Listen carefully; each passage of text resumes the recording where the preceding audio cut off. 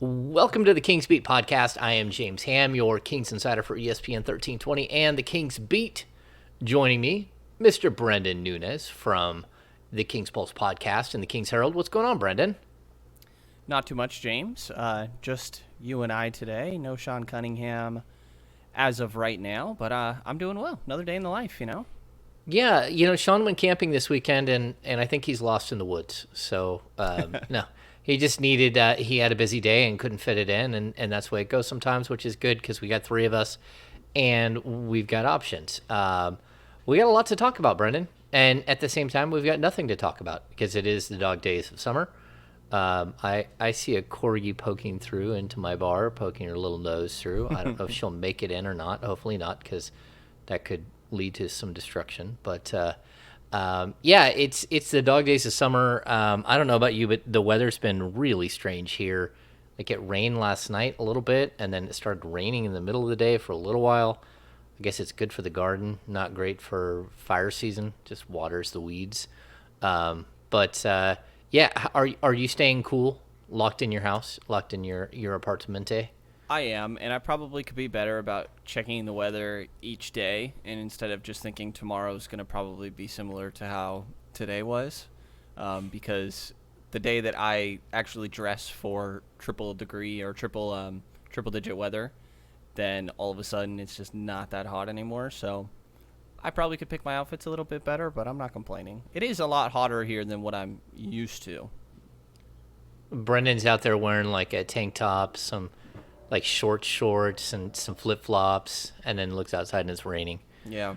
Yeah, I see it happening. Okay, so we got some news on Thursday. This Thursday coming up. I don't even know the dates. July 28th.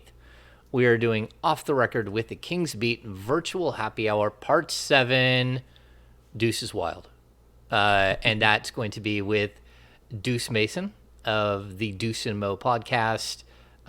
He also has like so many other titles. It's crazy. He does the producing on the Kings radio broadcast.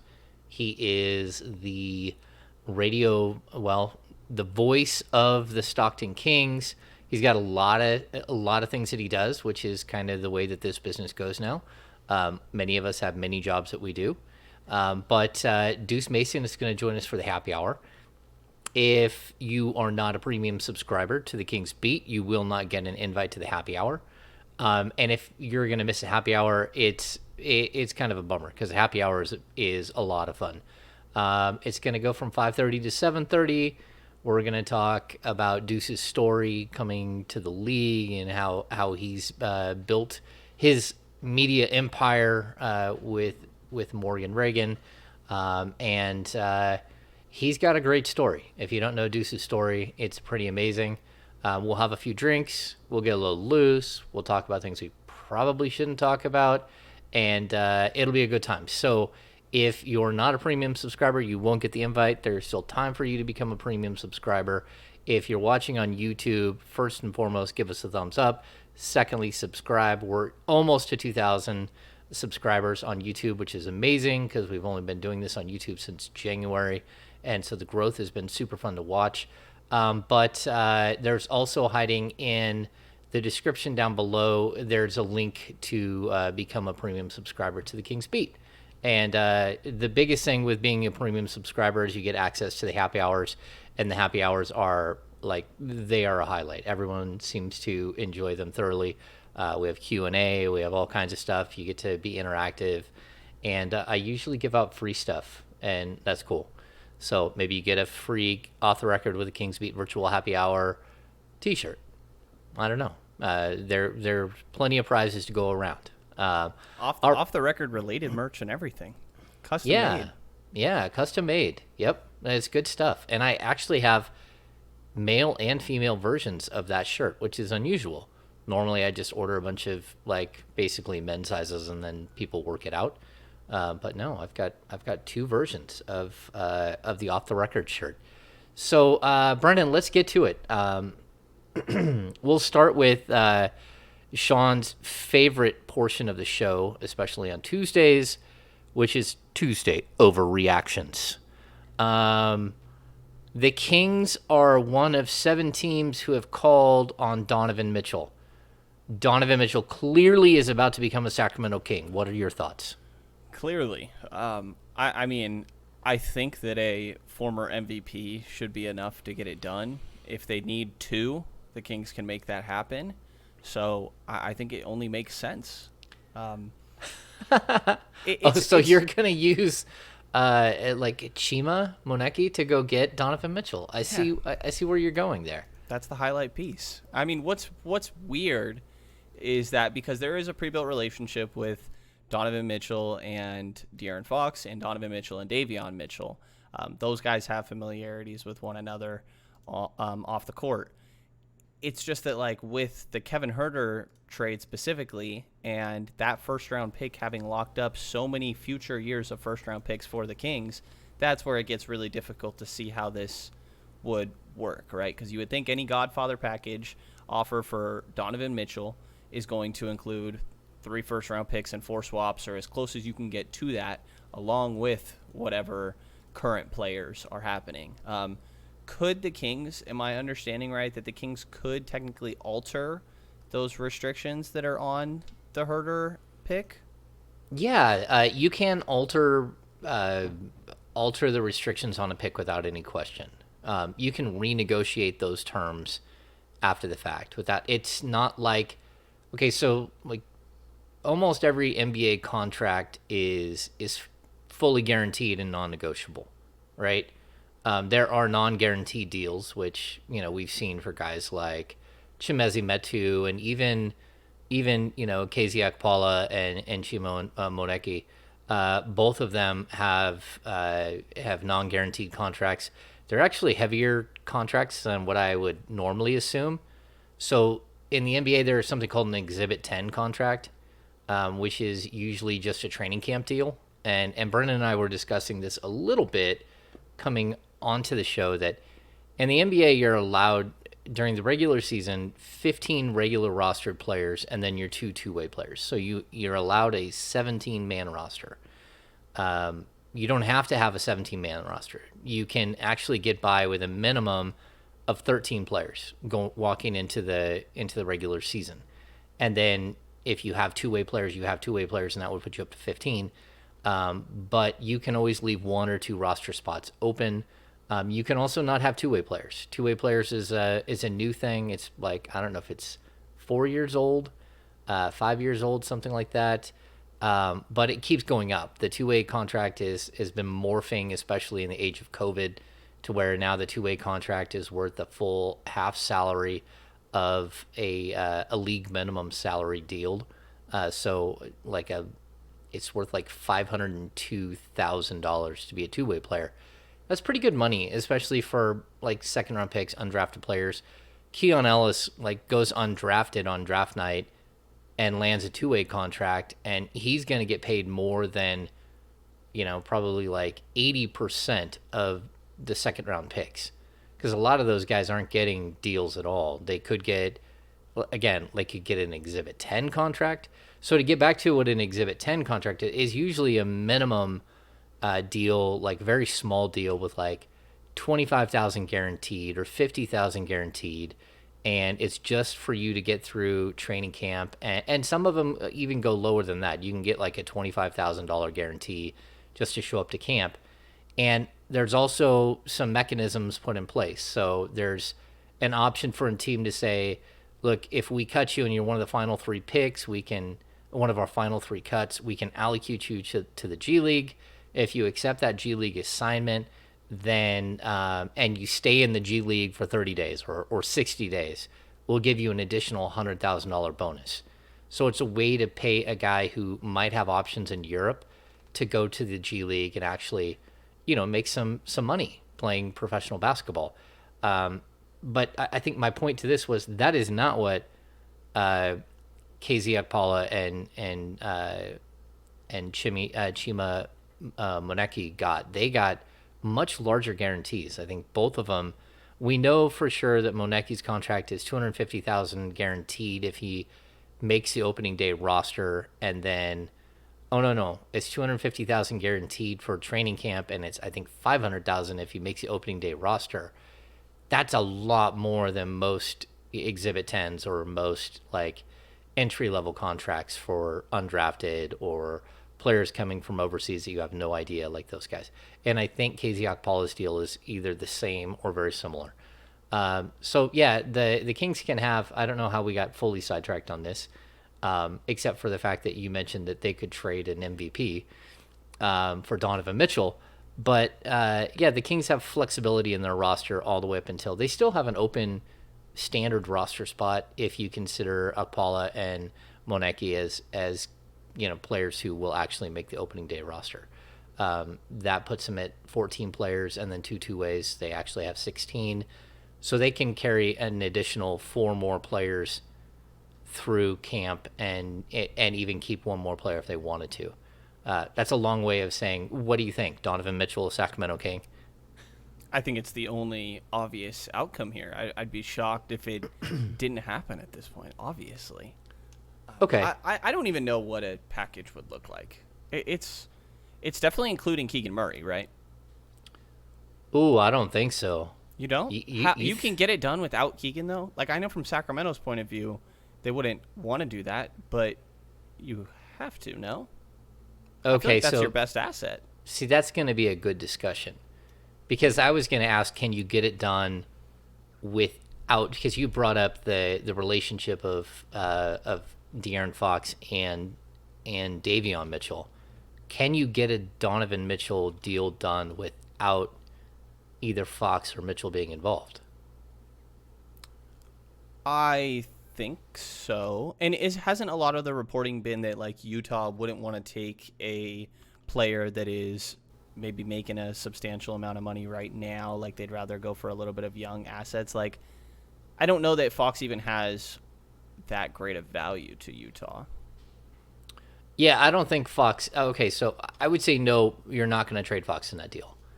But I think Davion is a player that could be enticing because what we're looking at from New York isn't some of the rumors of like Grimes and Emmanuel Quickly, and like one other player of smaller value. Well, probably a larger contract, but an expiring contract in exchange for along with upwards of 6 draft picks. I mean, that's so we're hearing some crazy deals, and that's where it's like, okay, how do the Kings even get involved in this? And what you were saying, like it would probably cost. I don't know if you can do the pick swaps. So as of right now, let's just kind of. Do you know all of the restrictions on the Herder trade? On the pick? I believe it's top 12 in 2023 and then goes top 8 for an unprotected, but I can verify that real quick. Okay, I got it. It's 2024 is the first year. It's top 14 protected. It's lottery protected. 2020. So that's 2024. 2025 is top 12 protected. 2026 is top 10 protected. And if it's not relayed by 2026, then it becomes 2 second-round picks. Yeah. So, like, again, we've talked about this a little bit. I've got an invasion of the pug. He's decided to break his way into the room. So yeah, it's basically there are ways that you can take those restrictions off, though. You could work out a trade where, like, maybe you got something more from Atlanta. You wouldn't really have to give Atlanta any more, in my opinion. I don't think there's any way. Like, if you called Atlanta right now and said, hey, we want to give you a 2025 unprotected pick instead of a protected pick, what do you think? They would say, okay, we'll take it, right? Yeah. And then that would free you to trade up your 2023, your 2025, and your 2027 and your 2029 picks to Utah and a swap for Donovan Mitchell. And then you could throw in pick swaps as well. So pick swaps in just about any season. So you could give up a pick swap in 24, 26, 28. So probably 3 firsts and 3 swaps. Yeah, I think like that's probably what Utah would ask for. And again, like maybe they can go get more from the Knicks, but that's kind of the starting point, right? It's going to cost you. But so in that deal, basically what it's costing you is in addition to, all of those picks, you would have to give Atlanta an unprotected pick as well. Or you could find some way to sweeten the deal with Atlanta where maybe you could even get the first round pick kind of wiped out. Maybe they would take 3 second round picks instead of a protected pick in 24, 25, 26, right? Yeah. So that's where I would start hardline negotiating if you think you can get a deal done. So it's complicated. And then on top of that, Donovan Mitchell makes a bunch of money. So you're going to have to come up with some sort of contract that makes some sort of package that makes sense, which again would probably be something like Harrison Barnes, just because that's the easiest way to go up and match contracts. Harrison Barnes and Rashawn Holmes do work for Donovan Mitchell. There's only about less than $1 million difference between their combined salaries and Donovan Mitchell's. What is Mitchell's salary for the season? 30.3 million. 30.3. Okay, and then so you need to be within 125% plus or minus of that deal. So just quick math, you need to come up with 22,500,000, 600, 700,000, something like that. That's the minimum amount of salary you can give them. So Barnes and Terrence Davis and Alex Len would work, where they save a bunch of money. Shemezi Metu and Alex Len and Harrison Barnes works. Like there are other ways to do it without them having to take on a 3-year contract of Rashawn Holmes, right? Yeah, there is. Yeah, if they don't think that they could flip Holmes for something else and kind of do an OKC type of thing that went on with Horford, which I guess you wouldn't say is the same, because I don't think the Kings are in a position where they're dumping Holmes or anything like that. I do think that there's other ways to make it work, and I guess if the Kings were in a scenario where they were able to free up those additional, like we said, roughly 3 first-rounders and 3 swaps, and we're willing to do, I mean, really, you'd have to go close to unprotected for Utah to be listening, because right now, the deals we're laying out, the primary asset in return for Donovan Mitchell is these draft picks. And that's what's interesting to me is, in the matching salary, it feels like it has to include at least one semi-proven young player. And maybe semi-proven's wrong. I think Keegan Murray or Davion Mitchell. I think one of those guys would have to be included in the deal along with those picks from Utah's perspective. If you're the Kings, would you even consider adding in Murray? Because I don't think they would. I mean, I think the conversation's over. I don't think that they would even consider it. For Donovan Mitchell? It's a conversation to me. Okay. Does it change the amount of picks that you're giving out at that point? Probably not. See, I don't think it does. Much. Yeah. But this is probably the only way you're in the conversation. I would put Davion in there. Davion's not really a question to me. And that's nothing against Davion, but I just don't think that Davion is a player that changes the conversation on whether or not that gets to get taken place when it comes to Donovan Mitchell. I just don't think that Davion is that good of a player to be off the table in a Donovan Mitchell conversation. And I kind of think that you have to say the same for Keegan. Interesting. Okay, so I'm going to say that there's no way that the Kings would include Keegan Murray. I think that they would just be like, okay, no. Of course, they're not going to give up Sabonis, which that wouldn't make any sense anyways. I don't think that Utah or the Kings, I don't think the Kings want to give up De'Aaron Fox in that deal, and I don't think Utah would want to take on De'Aaron Fox in that deal. So it would really come down to, Davion and Harrison Barnes and cap filler. And again, the reason why I think Harrison Barnes gets included in that deal is Danny Ainge loves Harrison Barnes. He tried to get him multiple times in the past. But I also think that Harrison Barnes is a player that if you trade for, you can turn around and flip for another first-round pick. So basically, in a sense, you're giving up 4 first-round picks in that deal. you're getting 4 first-round picks if you're Utah, because I think you can go and get a first-round pick for Barnes. And then, again, like Mitchell, I don't know what kind of pick you could get from Mitchell if you wanted to roll him, but Utah actually has to field a team. Somebody has to play for the Utah Jazz this year and for the next 3 years while they try to rebuild and get It's better. going to be all the same people that played for the Thunder the last 2 years. Yeah, they're just going to fill in pick up Yeah. a bunch of Thunder people. So I would okay, go ahead. Yeah, I'm curious. So, what is the team? How good is the team in this hypothetical if they are able to land Donovan Mitchell? And if we want to say it's a dream and they keep Keegan, like if you're okay with it, we can say the hypothetical is HB, Davion, and I think they need to throw one more guy in there as well. Say Terrence Davis. Okay.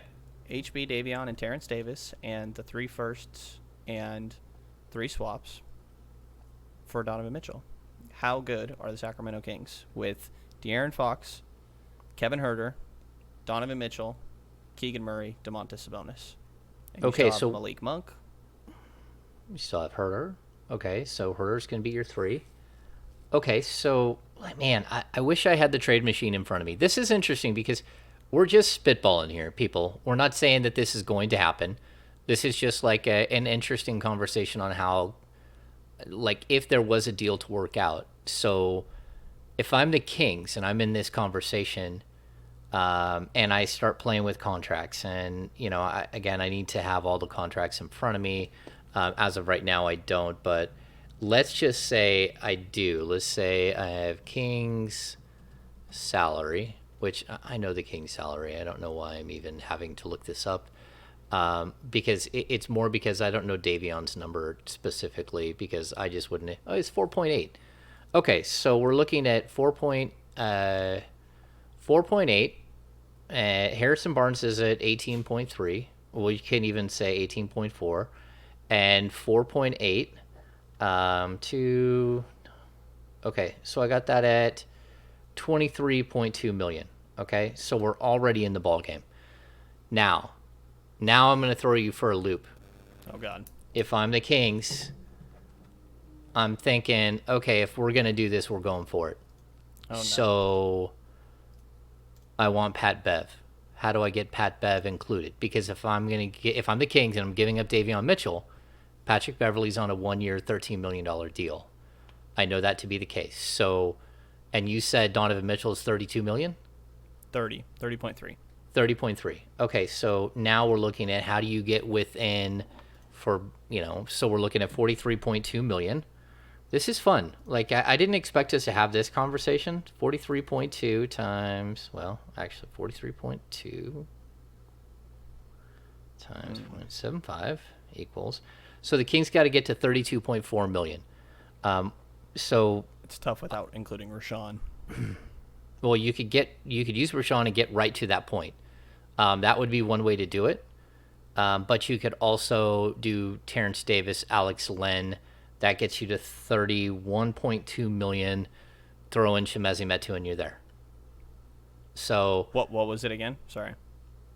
so now we're looking at Harrison Barnes, Davion Mitchell, Terrence Davis, Alex Len, and Chimezie Metu.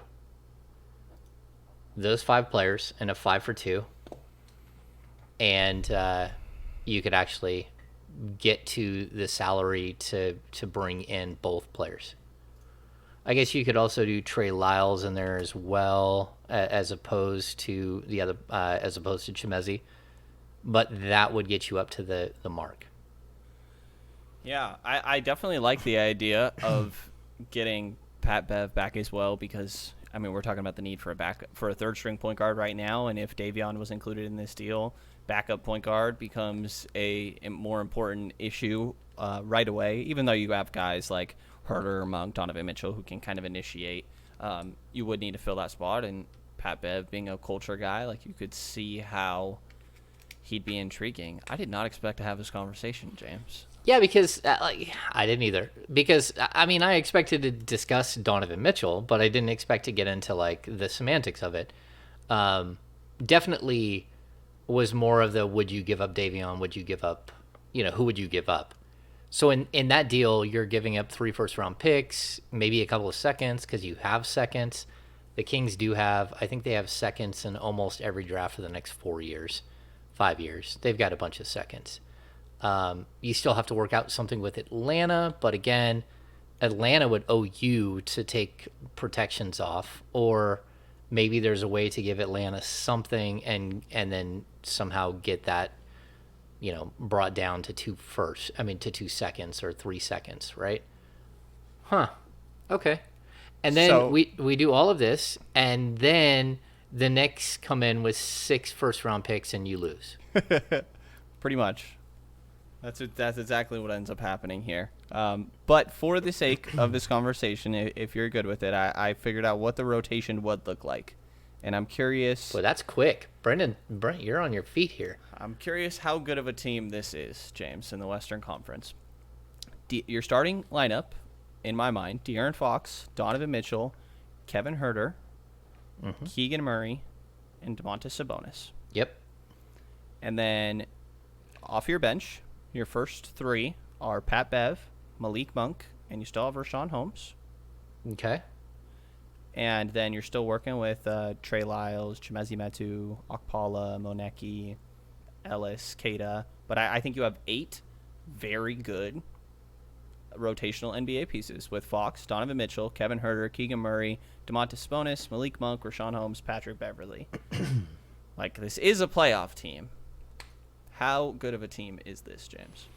How good is it? Well, I think it's interesting because we've, kind of like over the course of weeks here, we've discussed where Keegan Murray kind of fits in the grand scheme of things, right? So in a starting lineup that included Mitchell and Fox and Sabonis and Huerter, he's your 4th or 5th option as a starting lineup, as a starter in year 1. I don't know. I think it's pretty fun. It has potential. I think having the ability to put both Huerter and Murray to surround, Donovan and Fox with those two would be good because they're both floor spacers and smart floor spacers, guys that can actually do a few other things.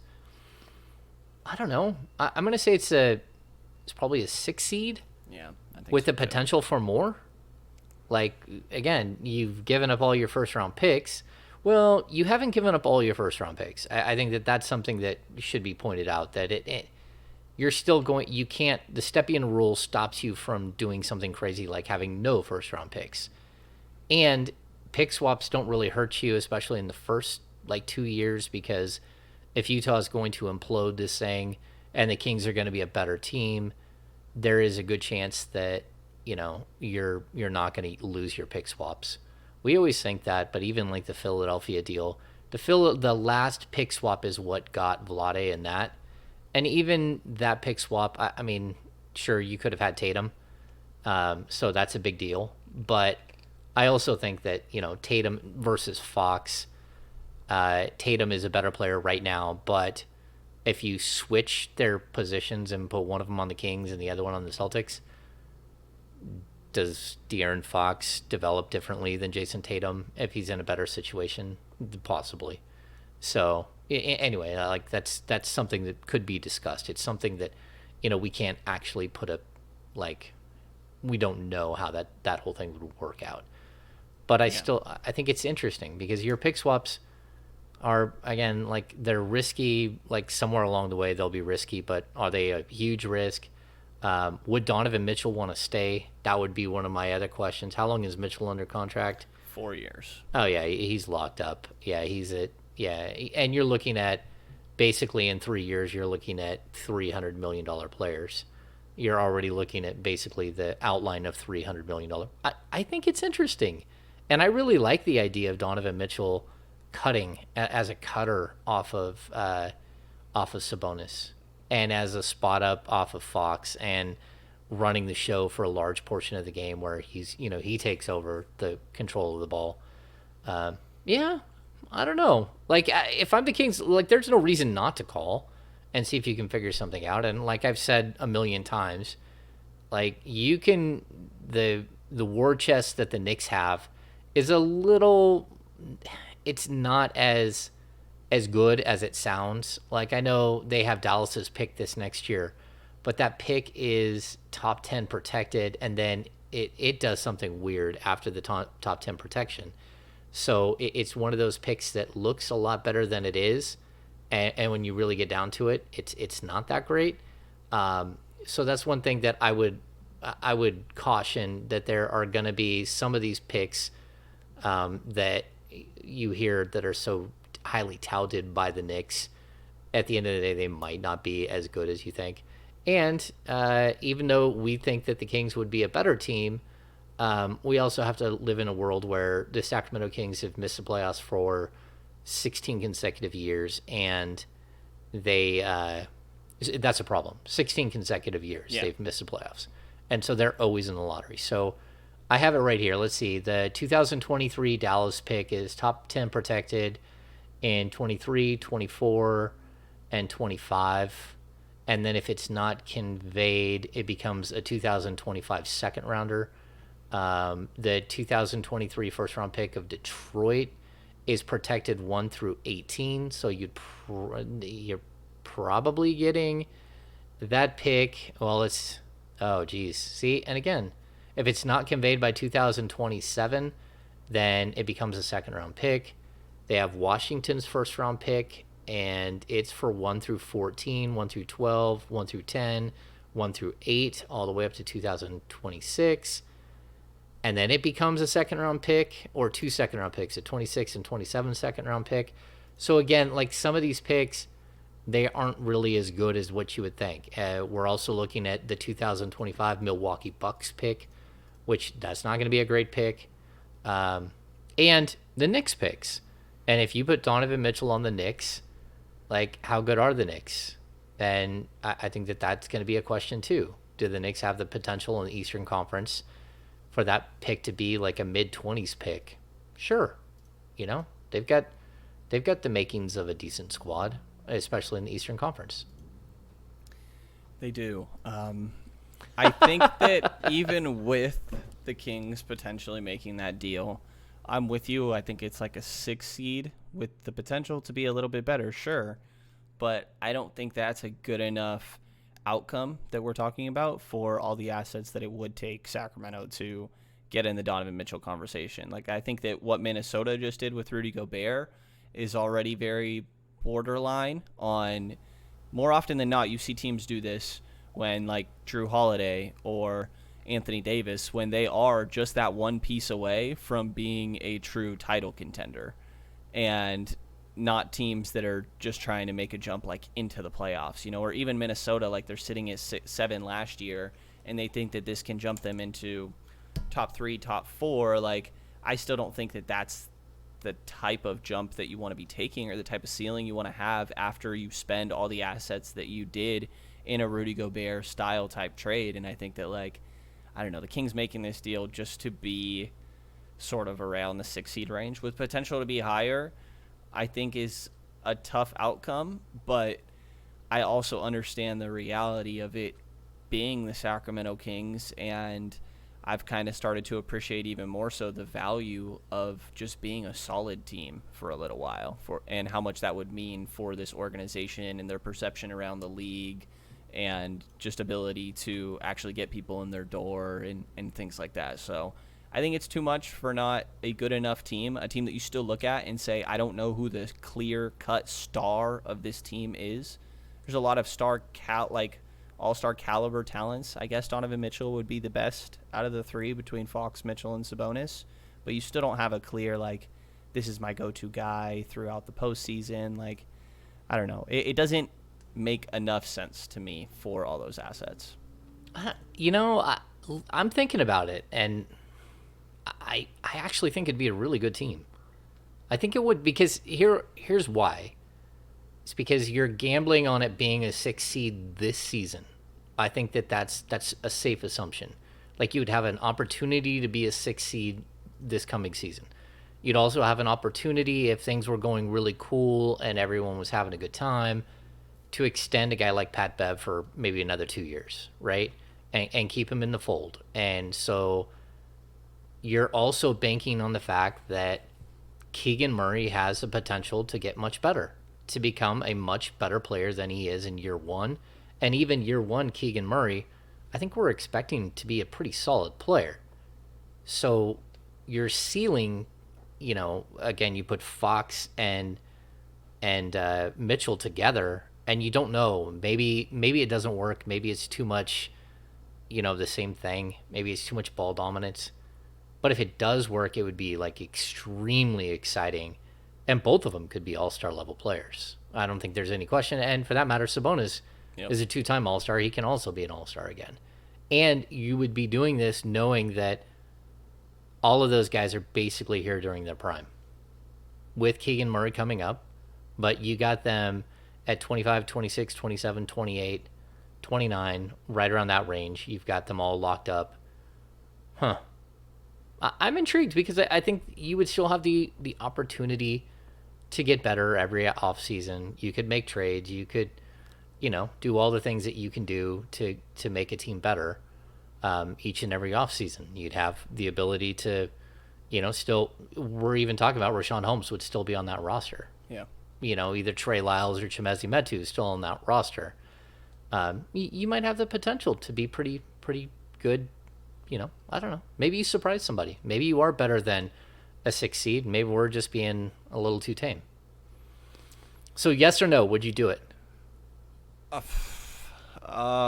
3 first rounders unprotected, and 3 first rounders unprotected, just so people know, they're better than any of the picks that they're getting from the Knicks. Again, I think if you put Donovan Mitchell in the Knicks, you're talking about at least a 4 or 5 seed in the East. So you're talking about like 18 through 24 pick for the next few years.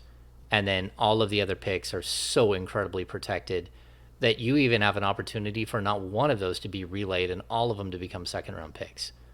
So, again, the Kings are a safer bet than a lot of those other picks. So Brenden Nunes, if that deal was presented to you, yes or no? No. Because I think, well, at least as we've gone through the conversation, I've definitely realized that the Kings can put together an intriguing package. Like, I think the Harrison Barnes being the primary matching salary for the reasons that you pointed out of him being a flippable contract. I think the impression I've gotten is that, like, Utah wants to kind of be able to reset their books and not get somebody that's going to, make them a 10 seed right now, but they'd rather be the 14, 15 seed for a year or two and get a chance to fully reset and be one of those top lottery picks. Like, I think the Kings make a lot of sense and could offer a decent package, but I don't think that I'd pull the trigger. I think that it's not a perfect enough fit for all those assets to be going out the window in my mind. Interesting. Where are you at, Mr. James Ham? Pull the trigger. Yes or no? Pull the trigger. Yeah? Yeah, because, I mean, look, you're mortgaging the future for sure. But at the same time, like, this thing has just been stuck in neutral forever. Right. And the value of Mitchell, the value, is going to be there. It's going to be there after year one. It's going to be there. If it doesn't work, you can turn around and get some of those assets back if you needed to. There's just an opportunity to kind of backtrack it and be okay. If it doesn't work, if it all falls apart, if you have a trade demand, whatever. But it should be noted that Donovan Mitchell and De'Aaron Fox are good friends. That's kind of the way Donovan is around the league. He's good friends with everybody. He's a guy that everyone likes.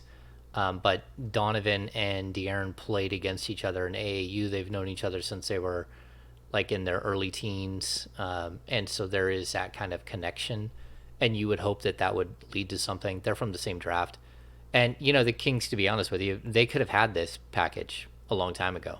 And actually, I could even have made the argument that if De'Aaron Fox wasn't available at number 5, that the Kings probably would have kept number 10 and drafted Donovan Mitchell to be their point guard that year. Because that was a big thing. Donovan was trying to convince everybody that he would be a point guard and that he was the best defensive player in the draft. And then he walks into the league and stuns everyone. I've even had this conversation with Fox. Has even said, Like, I'd know Donovan forever, and there's no way I ever thought he'd average 25 a game. Like, that just wasn't his game. And then all of a sudden he gets to the pros and it's like, wait, what the heck? Who is this? Like, where did this come from? So he lit a fuse under himself and became this incredible player. And which is why he went like number 13, because I mean, he averaged like 12 points a game in college. Like, he wasn't some stellar scorer at the college level. All right, well, we just wasted 30 minutes making up some weird trade that probably will never happen. Part But 2. How do the Kings trade for Kevin Durant? part 2, yeah. I just see that's a whole nother one, man. You bring in that's where you're taking on something that has potential to be a complete disaster, just because of age and because you aren't there. If you were there and you were, like, I think Mitchell would be motivated. Yeah. I mean, I'm taking Kevin Durant every day of the week, but I don't think it's realistic anyway, so. Oh, look at you! You're ready to make the move. What do you think? Is Boston gonna pull that thing off? That's intriguing, isn't it? For Jalen, it is tough, like I was listening to the Low Post this morning go through it, and the weird complication of like Jalen only having a couple years left before he goes into unrestricted free agency, and KD having 4 years left, and because typically the younger guy would have the better contract situation, makes it for an interesting dynamic. I mean, but the Celtics did that. Jaylen Brown and Derek White in a first-round pick, like, they're the favorites right away, Instant favorites. right? Yeah, instant favorites, which is weird to think because you're still talking about getting past the Golden State Warriors. But man, that would be fun to watch. I hope that something like that happens. And I know the 2 years left on Jaylen Brown. Jaylen Brown can negotiate a contract extension next summer. He's already a max money player, so he can go get even more money, like silly, crazy Kevin Durant money is what he would make in Brooklyn, and it would be his team, and he would also have he'd still have Ben Simmons there. Ben Simmons, that's a Yeah. really good defensive tandem too. Yeah, because that might even be a funner tandem, or more logical tandem than Tatum and Brown. You know? Yeah, it's an interesting one. I mean, can you do what you can from Sacramento's point of view to try to snag a Derek White or Marcus Smart or whoever the additional piece in that deal is? Well, see, that's the problem. That's the problem. If you're dealing with the Utah Jazz, you're clearly dealing with a team that is done, that is saying, okay, we're holding a yard sale. Everyone be here on Saturday, and we're gonna sell. It's even more than a yard sale. It's an estate sale. Like, everything must go. We don't want any of mom and dad's stuff. We want it all gone, right? So you're gonna have price tags on, Bogdanovich, Conley, yeah, Connolly, exactly. Bogdanovich. Like, could you work a Clarkson. deal? I mean, I was even thinking, could you work a deal with? Could you go Harrison Barnes and Alex Len and like Terrence Davis and like 2 or 3 second rounders and come back with Bogdanovich and Pat Bev? Yeah, and you said HB in that as well? Yeah, HB and then a bunch of expirings. I mean, that's what Yeah. those guys equate to at this point, is expirings. Like, but then give them the sweetener would be that, if they can't get more than a second round pick for those guys, which it's probable that, getting a second round pick will be difficult for a 33-year-old expiring Bogdanovich.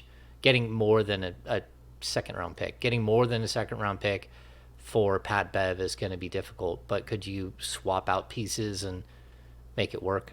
I don't know. Yeah. Like, if I think I'm Utah's Utah, point of view, probably you'd do that and then flip HB again from that point. I think I don't do that for the Kings. I see where you're coming from, but I think that HB can get you a better asset because Bogey and Pat Bev are just expiring. well, he's just expiring as well. Right. And I mean, like, in that deal, what I'm doing is I'm taking Harrison Barnes as, a major rotational piece, but on an expiring deal, and I'm coming back with 2 rotational players. Yeah. So, I mean, that's the only reason I would consider something like that. Can you get, what's his name, Jared, what, the the power forward that got that they Vanderbilt. got. Yeah, Vanderbilt. Can you get Vanderbilt? I don't really like Malik Beasley. That would be another guy that you look at and go, okay, he's an instant scorer and he could actually change. If he could play the small forward, that would be different. But he's 6'5". He's more of a shooting guard. Yeah. Yeah.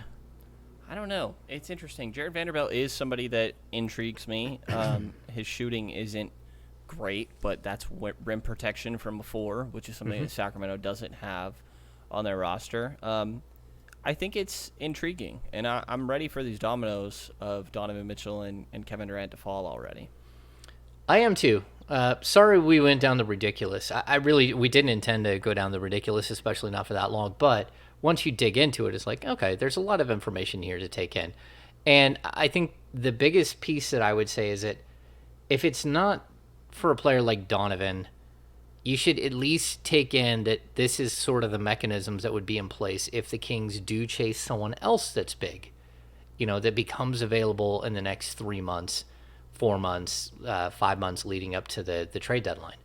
And that's it. Again, the conversation won't change. It would be something similar if the Kings are going to take another like swing for the fence move that would set them up to potentially be much, much better going, into the next 3 seasons.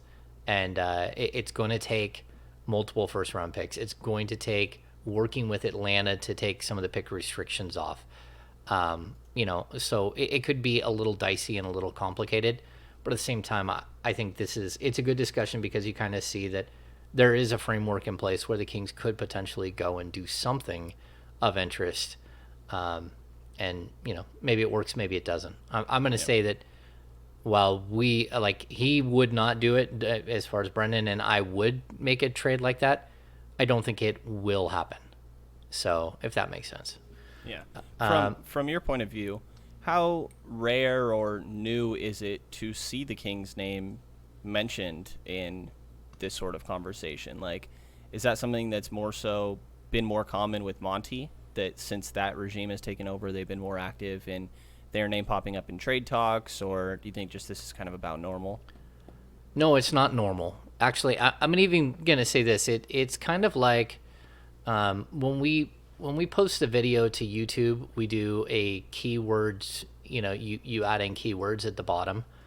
It feels to me like every single trade in the NBA, the Kings are preset in the like word search window. Like, oh, it's already in there, Sacramento Kings, because we know they're going to be part of the deal. They're not going to get the deal, but they're going to be mentioned in the deal. That's kind of the way it's become, and it's by design. Like I remember sitting in a boardroom and Vlade Divac and Brandon Williams are sitting side by side, and Vlade keeps saying things, and then Brandon keeps trying to decipher what Vlade's saying, which was silly because we spoke Vlade. We knew exactly what Vlade was saying. But he kept trying to clean it up and say this and this, and it became like almost like it was really strange. It really was. And then the question finally, like, we kept getting to this point where, and I think it was like me and Jason Jones, maybe Jason Anderson and Sean in this conference room. And then it was like, Brandon, do you think that you're going to be able to get an A-list free agent? Well, yeah, we would like to create an environment where that would be a possibility down the road. And it was like, okay, yeah, this conversation's kind of over. Like, that ain't happening, man. Well, we think that we can change it. Like, okay. Like, what are you going to do? Put, like, get casinos, like, in the downtown Sacramento and start putting in a bunch of nightclubs and, like, turn Sacramento into something that it's not? I'm confused. Like, Sacramento's a great city. It's just not a draw for free agents. Like, most NBA players, when they hit their first free agency, are like 23 years old. They're not settled down. They're not, 23, 24. They're not settled down. They're not ready to figure things out yet. They want to go to big cities. It's when you get to like 27, 28 where guys are like, you know what? I want to be in a neighborhood where I can raise a family and I don't want to worry about things. And, I'm kind of calm and I don't need to go out every night and find that nightlife stuff. So it changes. But like most NBA players look at Sacramento as that sort of like when you grow up and you're going to go leave the league in a few years, maybe you go to Sacramento, but it's just not a place where, I mean, again, the best free agent to ever sign in Sacramento was Vlade Divac. The biggest name free agent that's ever signed in Sacramento was like a 40-year-old Vince Carter. Like there isn't a big name that signs here, and that they re-sign, they won't sign as free agents.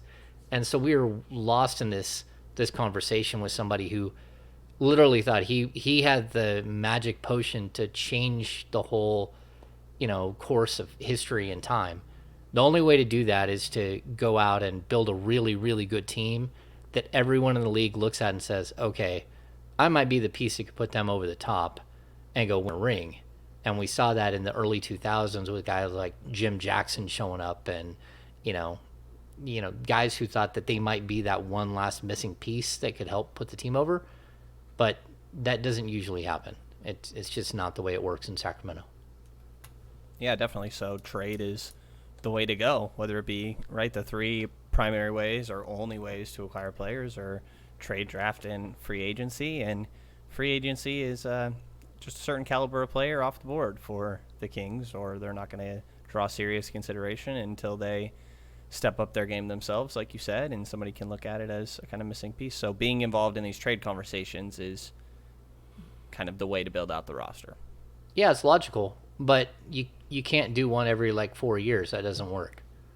You got to actually string them together so you can build something quickly. Right. And I think that's where we're at. We're at a point where the Kings are going to still try to be mentioned in some of these things because there's opportunity. There's opportunity to improve your roster quickly, and hopefully that's something that they're able to negotiate and figure out.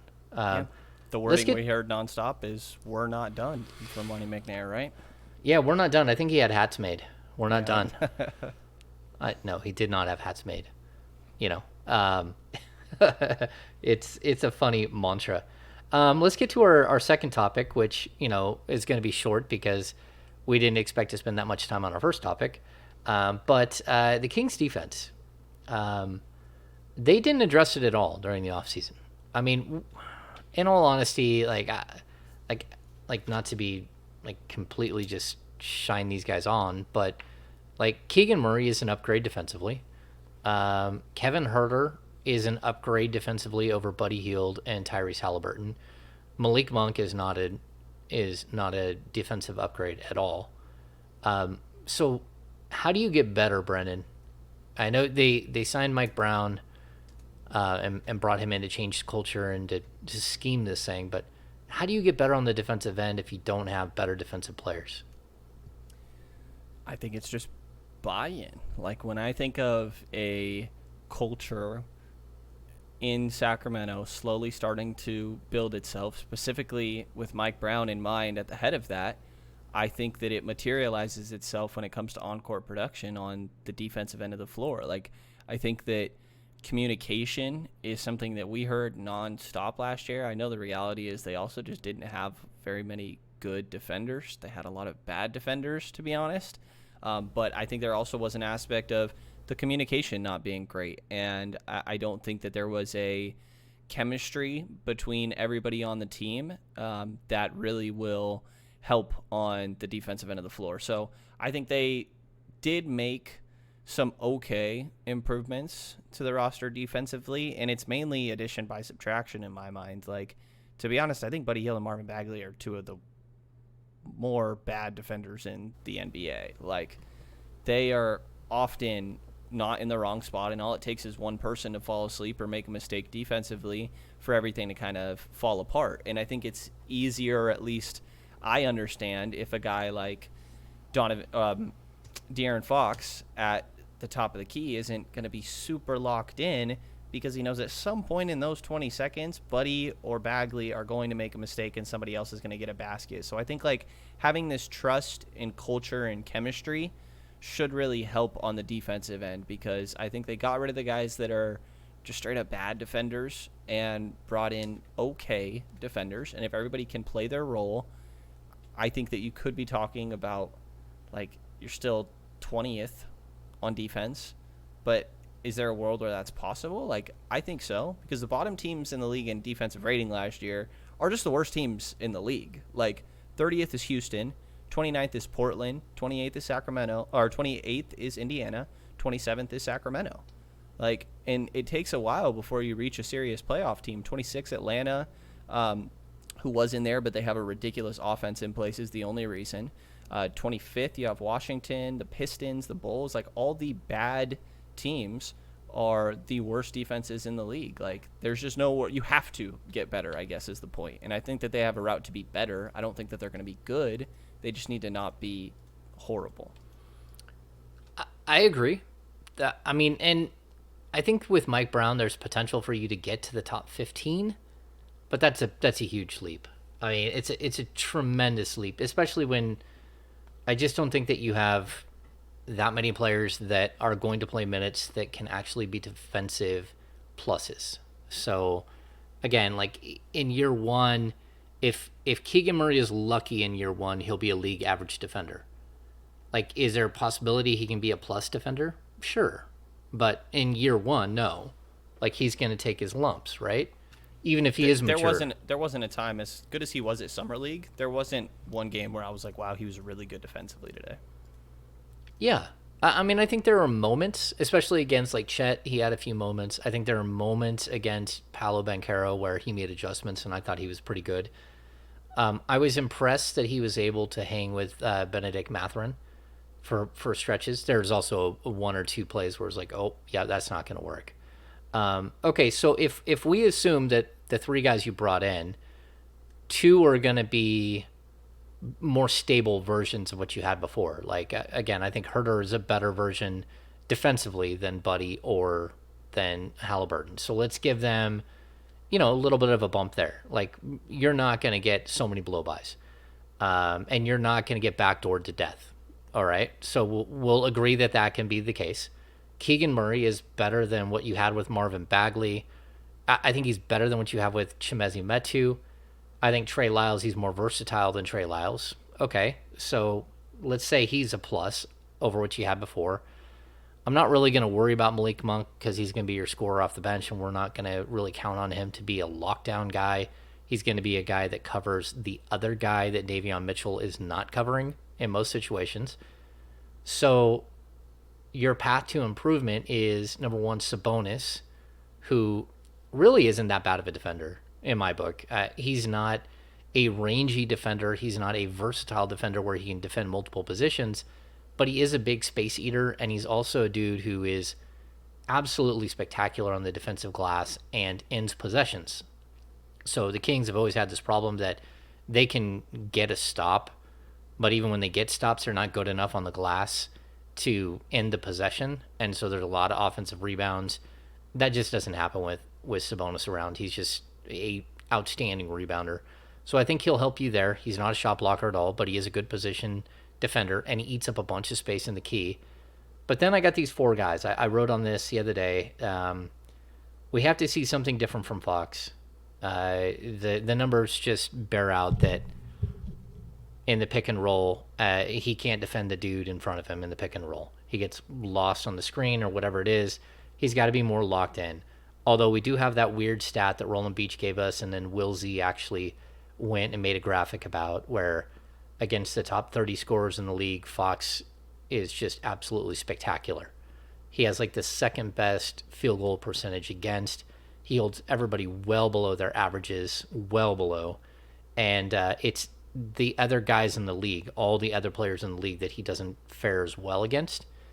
So he's got to keep it consistent. We can't see what we saw from Harrison Barnes last year. And Rashawn Holmes has to be a more active piece. And on top of that, I think that Davion Mitchell will that's where he makes his impact. But I also think he'll make more of an impact because if other guys don't want to play defense, if Malik Monk or De'Aaron Fox or Herter or Terrence Davis don't want to play defense, Davion Mitchell is not going to come off the floor in a Mike Brown system in the same way that, Gary Payton III didn't come off the floor for plenty of minutes last year in Golden State, right? Yeah, I definitely think so. I think that Fox and HB are the two that really stand out to me from the point of I think that their effort is probably a lot had a lot to do with their struggles last year, but I'm not 100% that that's the case. Like maybe HB is just a step slower and we're starting to see the results of that. Like I don't think so. I think it's probably the former, but maybe there is more of an aspect than I realize of him having lost a step. Like maybe Fox is a guy that is only going to do it in spurts, but like I do think that we've seen enough from both of those guys on the defensive end that I'm okay, or at least where I'm at mentally going into the season is I'm going to be optimistic about their potential of being a part of a good defense and really just being locked in there. Like I think that when they are locked in on the defensive end, that both of those guys can be solid. Keegan is interesting to me. I don't know what to expect. I'm going into the year not having defensive expectations for him, really.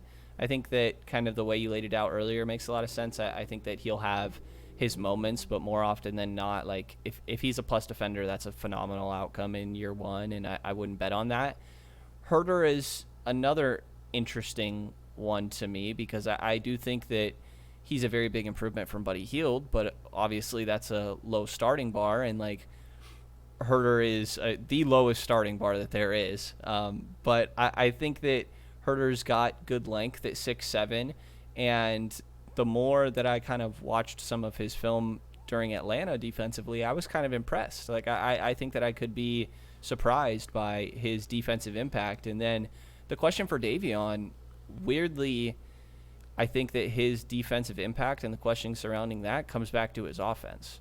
Because if he has that three-point shot and he's able to stay on the floor, then that's the way that he's going to make more of a defensive impact because he is a good defender. Like, I think that's just already the reality of it. We heard De'Aaron Fox talking about him being one of the best perimeter or point of attack defenders in the entire NBA, isolation defenders already.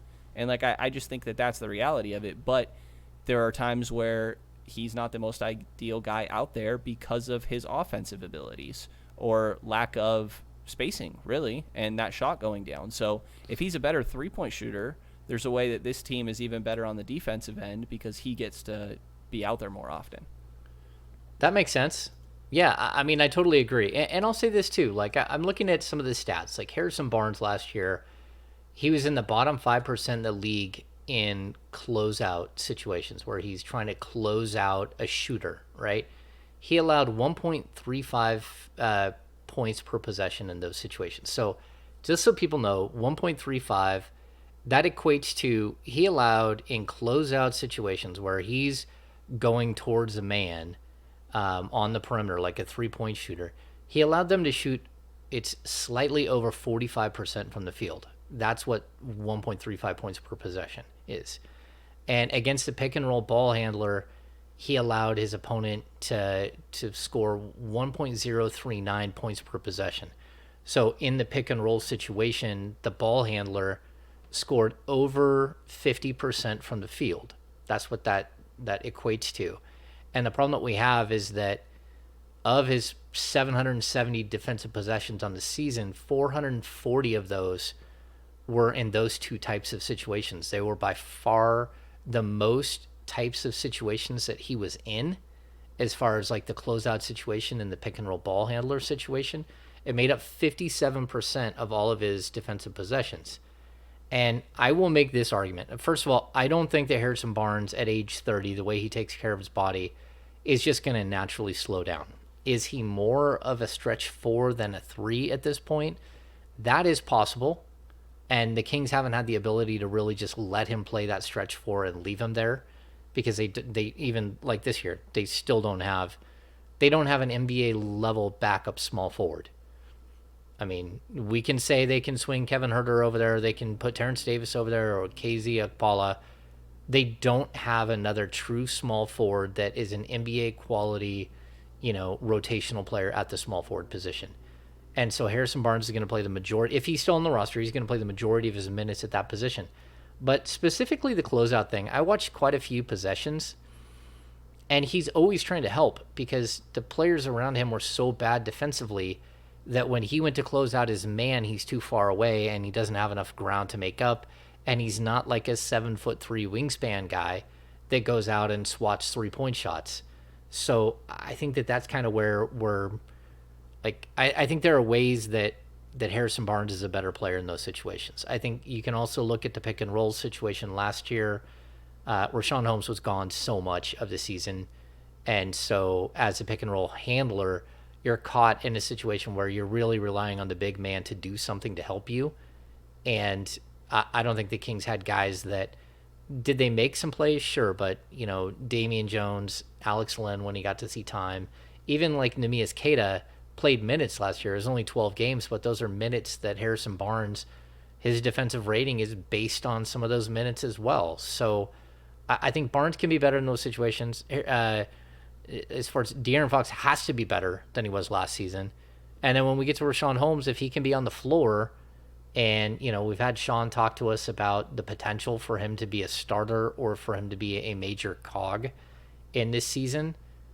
Like, he's one of your better defensive players. He's one of your more versatile bigs. He's a guy that can track smaller players on the perimeter.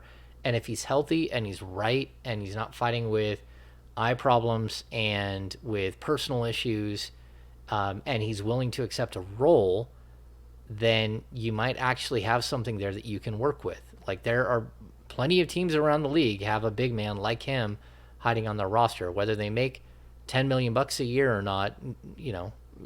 Taj Gibson is still in the league, as a guy who just still does his job and still makes money and still has a role with teams, even though he's not a starter.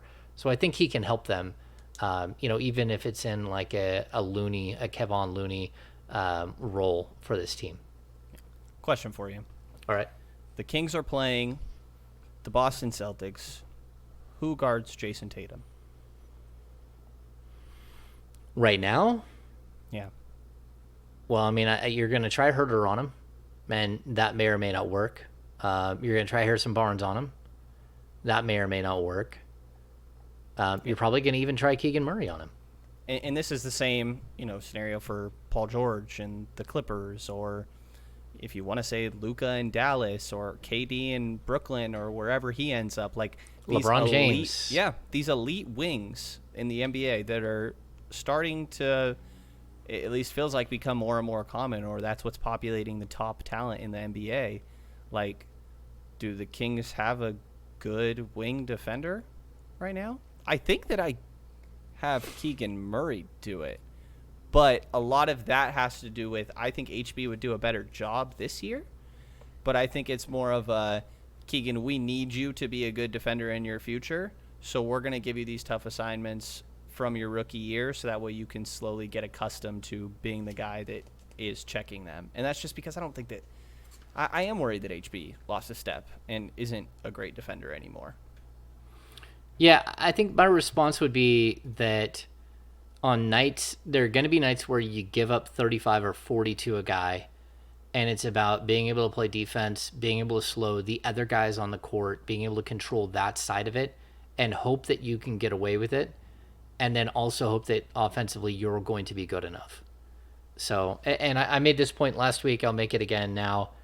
If the Kings have a refined offense that, again, I don't know what their offensive rating was last year, but I can look that up while I'm making this point.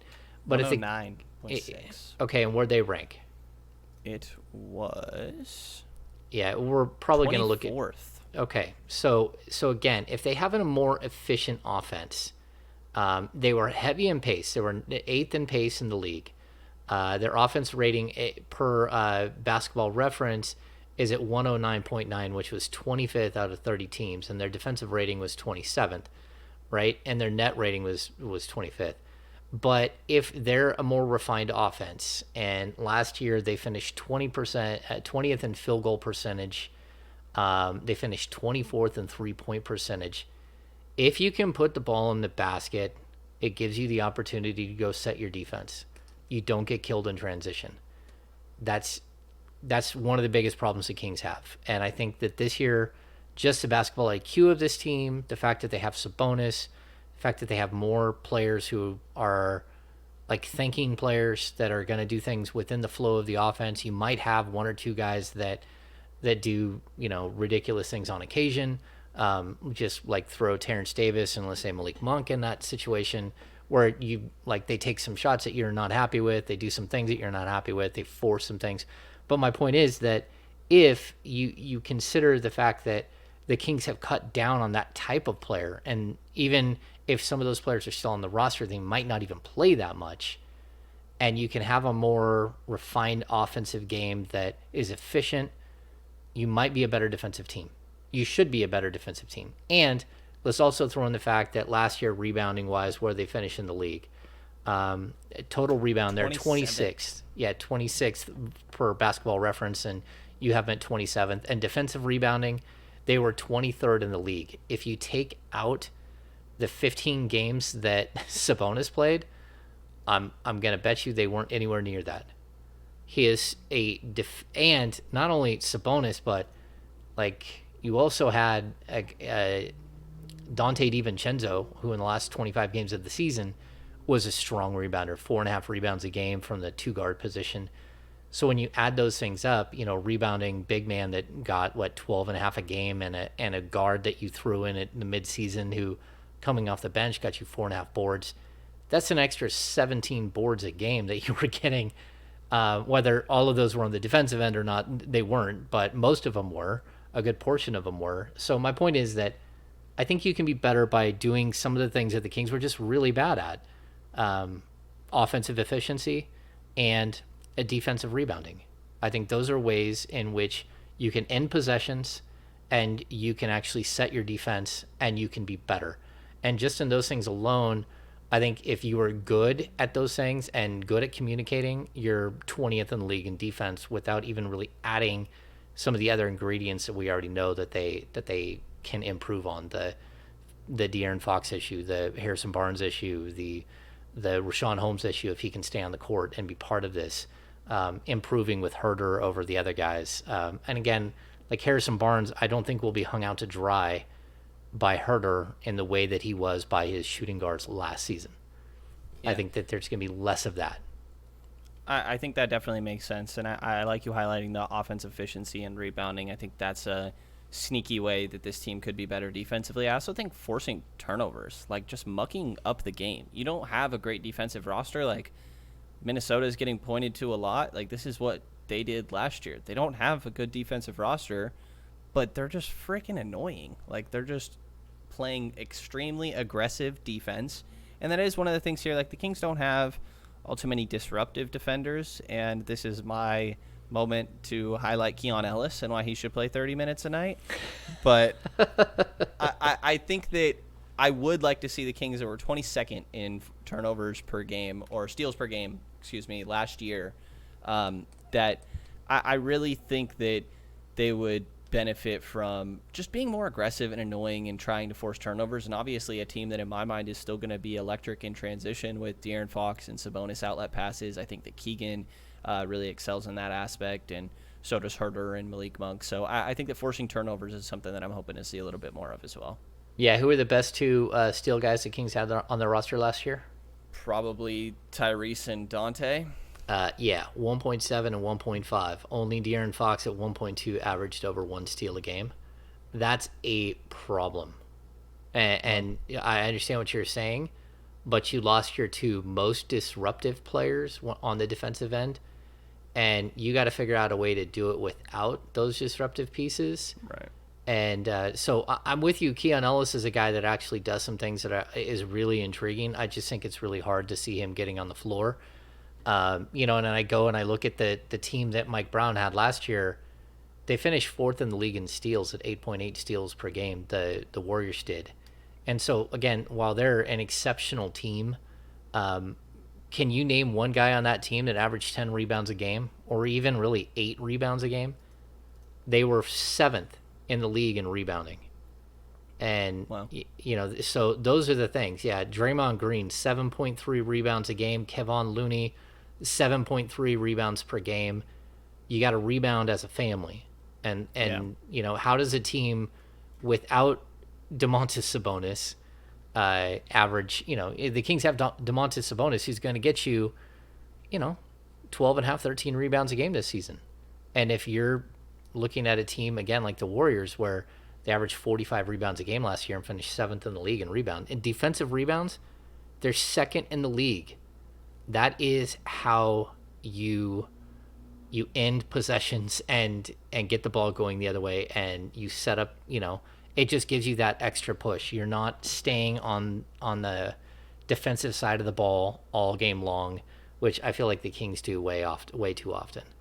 So They definitely do. And there's an interesting balance between leaking out in transition and also just securing defensive rebounds that I think the Kings are in a position with their talent level on the defensive end with this roster that they need to more so prioritize securing defensive boards. Because anytime you give up an offensive rebound, like more often than not, it feels like it swings to an open shooter. And I forget exactly where I've heard. I feel like I've heard a handful of times it's one of the worst shots to give up in the NBA is an offensive rebound that's going straight into an opposing catch and shoot three.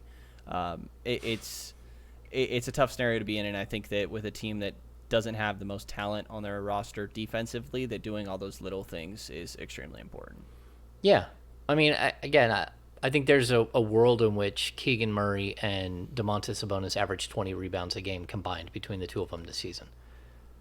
You're going to be a good rebounding team. If that's where you're going, you're going to be a good rebounding team. And that could be 13.5 to 6.5. It could also be 7.5 and 12.5. But I think you're going to get roughly that type of production out of those two if they're both playing the minutes that I think they're going to play. Okay, we got sidetracked on a tangent, and to be honest with you, I didn't mind it. The Donovan Mitchell thing is intriguing. It's something that the Kings should kick the tires on.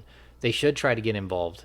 They should be. If you're going to gambling on like a 26-year-old with like unlimited scoring opportunities and just an all-around good player and a guy who, has made an all-star team and all that stuff. I mean, you're banking on all-star level talent. The Kings haven't had all-star level talent in a long time.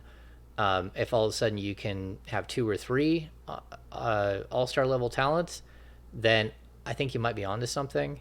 And again, Donovan Mitchell is 25 years old. He doesn't turn 26 until September. He's a guy that I would take a gamble on.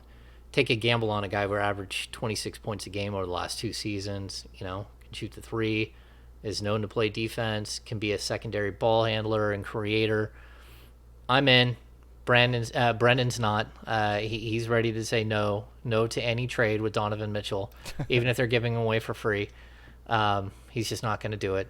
But I think it's all part of a bigger conversation that the Kings are going to remain active. Those are the types of deals that they're going to look for. I hope that they don't wait around hoping that they're going to be part of one of these types of deals for a whole season like they did last year, or at least half a season, and really disrupt things. But that's what we're not done yet, right, Brendan? They're not done. We're not done, James. The marathon continues. The marathon continues. Okay, we have the business of basketball. I'm just going to keep asking the same question. Do you think they're done? Do you think that this is a roster that walks into the season? It's interesting because I should be having the same answer to the same question, but it's too boring, I have to every once in a while just say something different. I think that they'll make another move, but I really wouldn't feel surprised either way. I do feel like this is a significantly better roster than we saw last season. And if going into this year, the goal is to make the postseason, and in my mind, that's through the play-in, I think you're already in a spot where you can say that that's a reasonable outcome. I don't think I'm sitting here thinking it's 100% necessary that one other move happens before the start of the regular season. I think that I could see it happening, but I don't think that it's necessary currently. I think that they've kind of already done enough.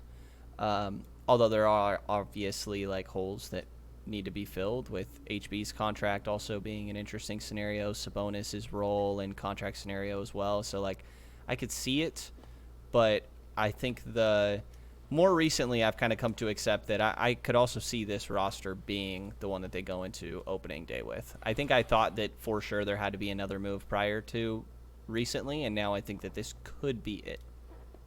I'm in the same position. I think that they would like to make one more move. They are willing to make one more move, but It's going to be tough. I mean, we're looking at training camp starting in 2 months, 8 weeks. A lot can happen in that time, especially with the NBA, and a lot of these big players still could move around.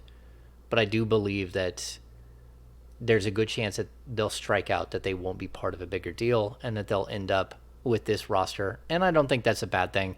I just think that they're going to have to be aggressive during the season and make sure that they understand the Harrison Barnes situation and what it means moving forward, and how they handle it, and what they do if they're good, what they do if they're not, when they make a move, when they don't, all that stuff. All right, so let's just get to the basics one more time. We got Off the Record with the Kings Beat Virtual Happy Hour Part 7. Deuce is Wild with Deuce Mason on Thursday from 5:30 to 7:30. If you are a premium subscriber to the Kings Beat, you will get an email with the invite. It's going to be a lot of fun. He has an incredible story. So I think it'll be a little bit like the Scott Moak one, where there's a lot more there than what you thought. So when we brought in Scott Moak, I think everyone was excited because Moak is cool.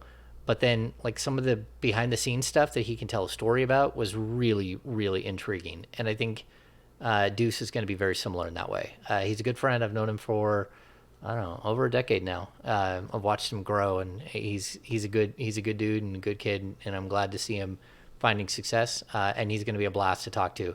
So that's for premium subscribers to the Kings Beat. Jump on board with the Kings Beat.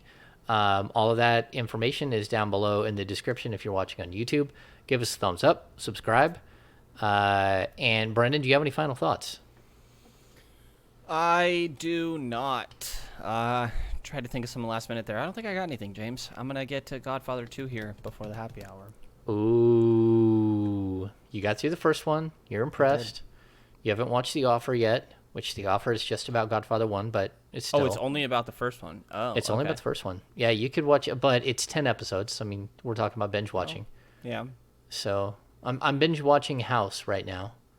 The House MD TV series. It came on after American Idol. I know what you're talking about. Hugh Laurie. Yeah, it's a great series. I'm impressed where I'm at. Like, just going through it again. Like, it's fun to watch. I watched it all when it was live. Yeah. All right. Final thoughts. I'm gonna go out on the lake either today or tomorrow. I'm a little leery on the weather. This has been weird, the rain, everything else. But everybody out there, stay cool. I probably, I'm gonna have Brenden up to go out on the boat and hang out.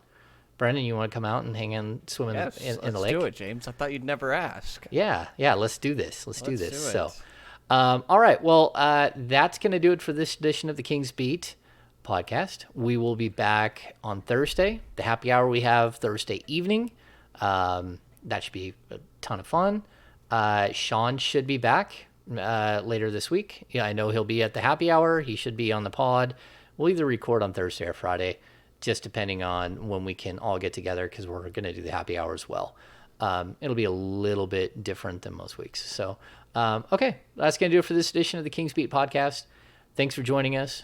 For Brenden Nunes from the Kings Pulse podcast, and of course, the Kings Herald, I'm James Ham, your Kings Insider for ESPN 1320 and the Kings Beat. See you very soon.